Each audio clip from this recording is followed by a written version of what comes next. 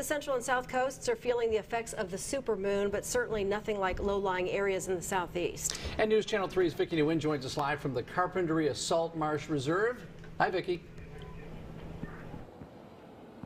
That's right, Beth and CJ. This marsh has been the topic for a lot of residents that were seen walking here earlier this evening. They were telling me that they're so happy there was water out here. I actually talked to a woman out here earlier today who told me usually it's quite muddy. We've seen a lot of high tides that have caused destruction to structures and extreme flooding. However, in this case, high tides brought in a lot of water to the Carpinteria Marsh. And anyone who visited this area today would be able to tell you that reeds that are normally tall and standing dry were underwater today, and according to a meteorologist from the National Weather Service, the supermoon did have an effect on the high tides that should continue tomorrow.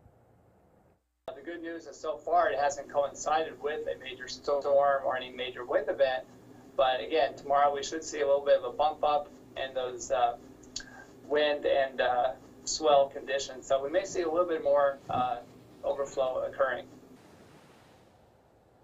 Gomberg also says people should stay out of the water because there could be strong rip currents, beach erosion, and while the high tides sound scary, he doesn't expect any destruction towards structures or major flooding. But he said people should still be careful if they are in the area and close to the water tomorrow.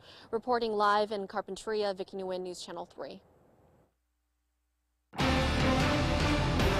Time now to check in with our in-house chief meteorologist, Alan Rose, in the First Alert Weather Center. And Alan, you are tracking a cool down and some new advisories. Yeah, there's quite a bit to talk about, Beth, and I'm going to actually echo what the National Weather Service said.